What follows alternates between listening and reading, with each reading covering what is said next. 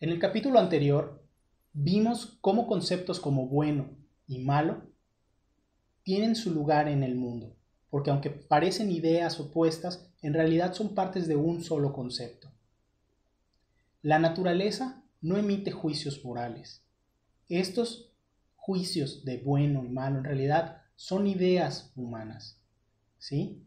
Y por eso podemos reevaluar algunas cosas, como por ejemplo situaciones negativas como positivas, como vimos con el ejemplo de un evento triste, que sí es cierto que mientras que ocurre nos puede parecer algo negativo, a la larga nos permite reencuadrar los movimientos positivos para verlos con mayor goce.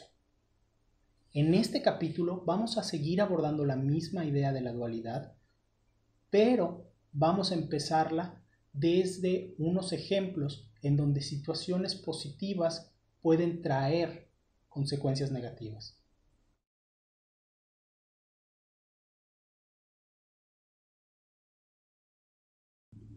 Da importancia a los logros de otros y provocará celos. Valora las posesiones y la gente tratará de quitártelas. Presume lo que tienes y serás blanco de envidias.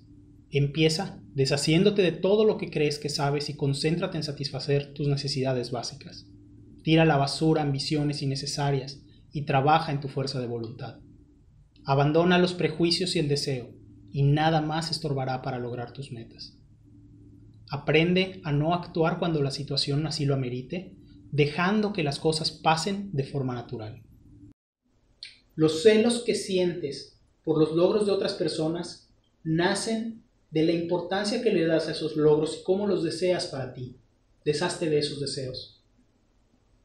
El miedo que tienes de que te roben tus cosas nace del valor que le asignas a las cosas. Nadie roba basura. Y si te la robasen, no te importaría, porque no sentirías ningún apego por ella. La envidia que otros sienten hacia ti, no puedes controlarla directamente, pero sí puedes controlar la información. La envidia que sienten de tus logros sería imposible si nadie sabe lo que has logrado. La envidia que sienten de tus pertenencias sería imposible si nadie sabe lo que tú tienes. ¿Qué beneficio te trae contar en público tus logros? ¿Y en qué te beneficia el contarle a todos las cosas que adquiriste? Esta actitud de humildad no debe ser adoptada solamente por ser humilde. Debe de haber nacido de haber cuestionado nuestras creencias, de envidiar los logros de otros, de sobrevaluar nuestras posesiones y de querer presumir lo que tenemos. Las tres actitudes prevalentes en nuestra sociedad. El camino del Dao nos recomienda que cuestionemos todo, empezando por todo lo que creemos que sabemos sobre el mundo y cómo funciona. Y sugiere que primero nos aseguremos de tener cubiertas las exigencias mínimas de la naturaleza. Al deshacernos de los deseos superfluos, de nuestros prejuicios, de las cosas que no necesitamos e incluso de las relaciones que no nos benefician, liberamos el camino que tenemos por delante y ya nada va a estorbar para que nos enfoquemos y nos concentremos en llevar a cabo las metas que sí son importantes. Miremos por un segundo fuera de la filosofía taoísta y volteemos nuestra mirada a otra filosofía que tiene ideas parecidas en este respecto, el estoicismo. Séneca, uno de sus exponentes, en una de sus cartas a un amigo suyo, Lucilo, le hace un comentario sobre la diferencia entre las necesidades de la naturaleza y las que nosotros a veces nos imponemos. No niegues nada a la naturaleza, que es obstinada, absoluta y exige lo que se le debe. ¿Tienes hambre?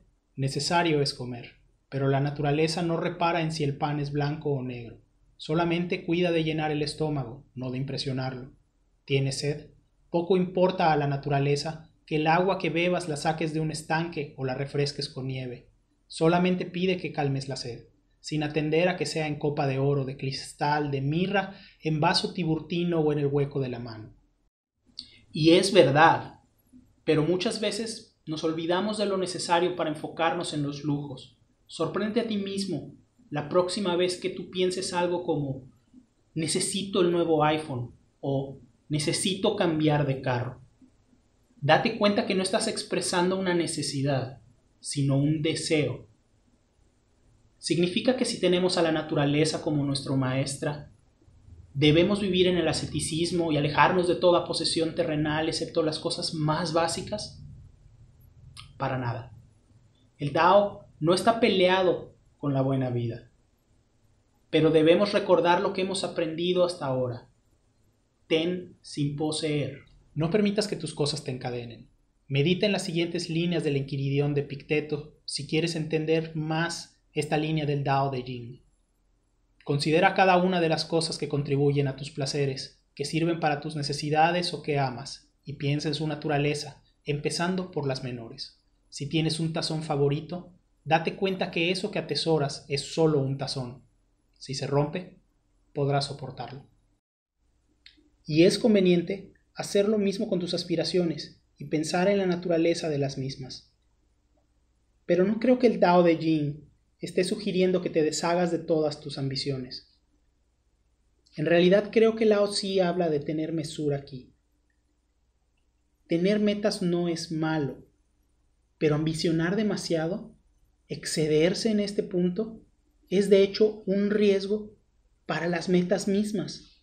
Después de todo, cuantas más metas tengas, más probabilidad hay de que una se contraponga a otra y se obstaculicen el paso unas a otras. Por eso debemos de enfocarnos y elegir con cuidado las metas que vamos a perseguir y los métodos que usaremos. La moderación es clave aquí. Simplifica tus planes y trabaja en avanzar aquellas metas que consideras importantes. Aléjate de los juicios extremos, de los deseos innecesarios. Las ideas preconcebidas solamente son un estorbo para las nuevas ideas. Y esto lo vamos a abordar en el siguiente capítulo, cuando hablemos de lo intangible y de la importancia del vacío. El capítulo cierra con un recordatorio de que esperar es también una opción aceptable. Si dejas ir las preocupaciones de las cosas que tienes fuera de tu esfera de control, te quedará más tiempo para que tú puedas perseguir tus sueños y hacerlos realidad. Si te encuentras frente a una situación en la cual no encuentras una solución aceptable, está bien echarte para atrás y esperar. Deja que la vida siga su camino. Ya vendrán otras oportunidades que podrás aprovechar después. Esperar es una de las cosas más difíciles que existen. Pero como el tiempo solo se mueve hacia una dirección, todos podemos hacerlo, nos guste o no.